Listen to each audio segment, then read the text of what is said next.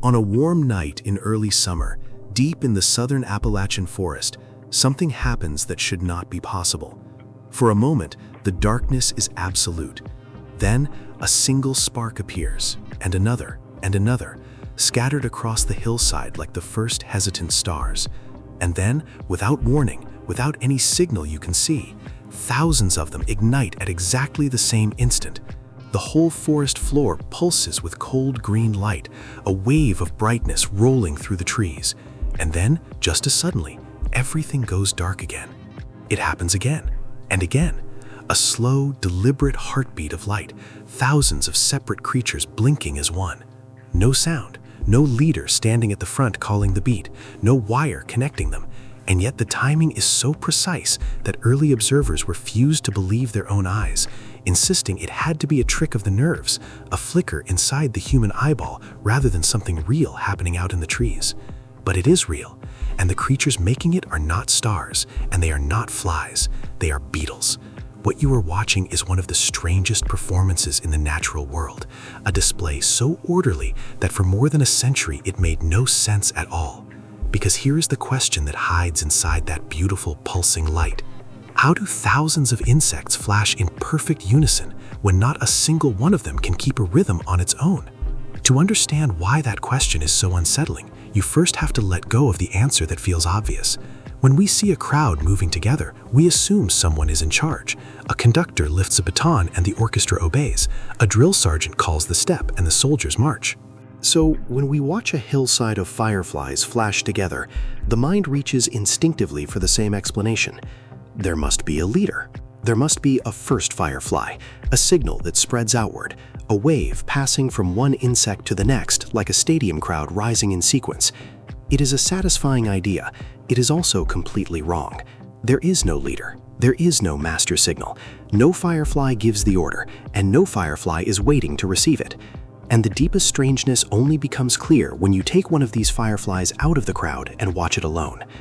The star of this display is a species called Photinus carolinus, one of the very few fireflies in North America that flashes in unison. Catch a single male, place him by himself in the dark, and record him through the night, and you find something that overturns everything the synchrony seemed to promise. Alone, he has no rhythm at all. He flashes in short bursts, a handful of quick pulses, then falls silent for a stretch of time that might be 2 seconds or might be 2 minutes. There is no steady beat inside him. Left to himself, he is essentially arrhythmic, a broken metronome that never settles on a tempo. This is the heart of the mystery. The individual firefly cannot keep time, and yet gather thousands of these arrhythmic insects together on a single hillside, and out of all that individual chaos, a clean and steady pulse appears, a collective burst roughly every 12 seconds, so regular you could almost set a watch by it. The rhythm does not live inside any one firefly. The rhythm belongs only to the crowd. This is not a lonely curiosity of one American forest. On the other side of the world, along the tidal rivers of Southeast Asia, whole mangrove trees flash in unison night after night, their branches pulsing together like breathing lanterns, a spectacle that boatmen and travelers described for centuries before anyone could explain it. For a long time, European naturalists simply did not believe the reports, dismissing them as exaggeration or as the swaying of leaves in the wind. The synchrony was too clean, too improbable to be taken on faith. It took careful modern observation to confirm that the impossible thing was ordinary, repeated on countless nights across continents, wherever the right fireflies gather in the right numbers. And the tempo of the American display shifts gently with the warmth of the night, quickening in heat and slowing in the cool, a hint that the beat is not fixed and mechanical, but something the crowd negotiates fresh each evening.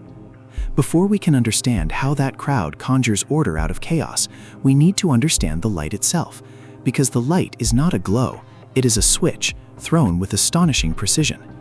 Inside the firefly's lantern, in the lower segments of its abdomen, sits one of the most efficient light sources ever discovered.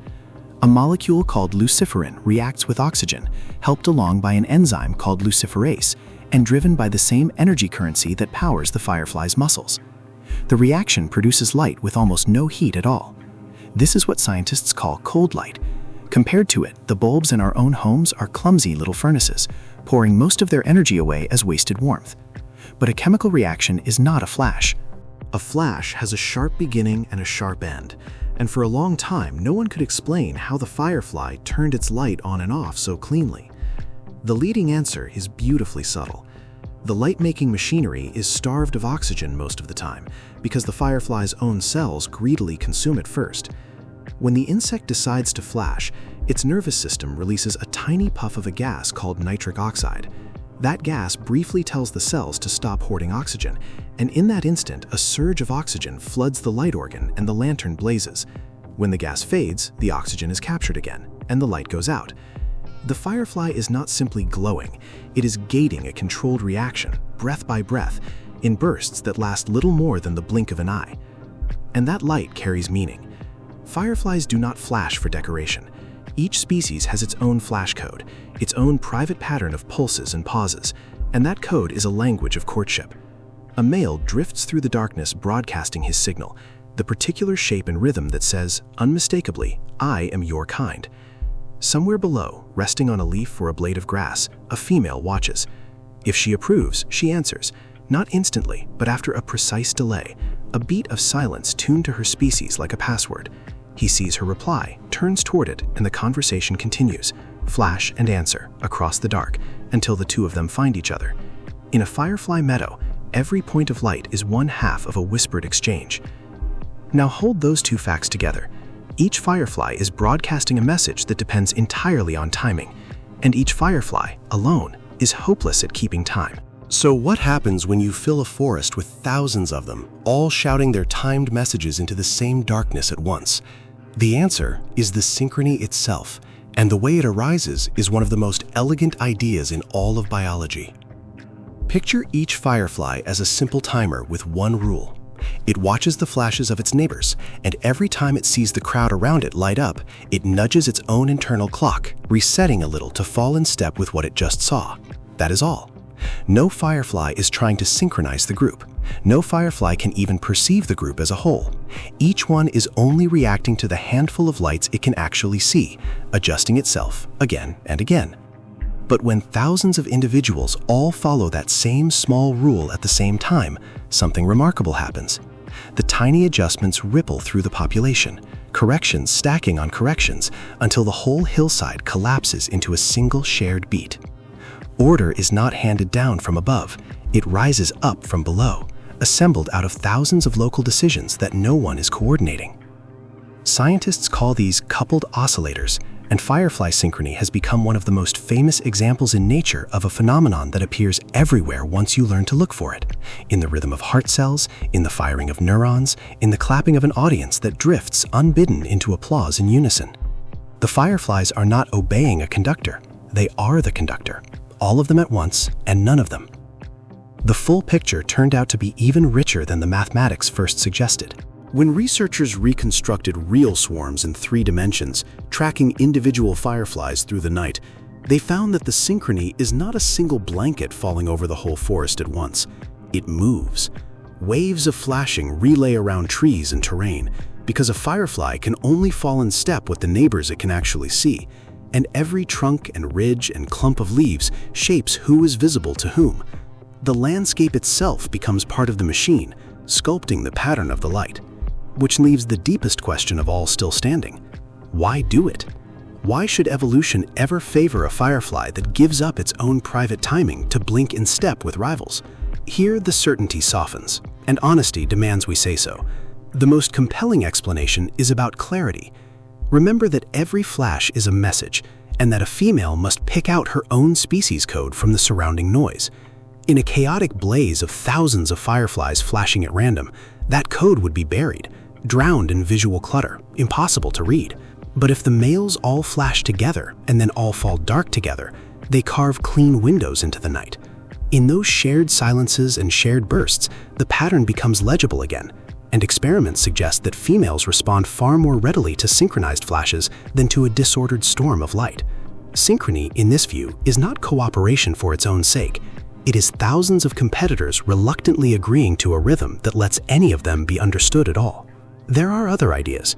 Perhaps a unified pulse is simply brighter and easier to find from a distance.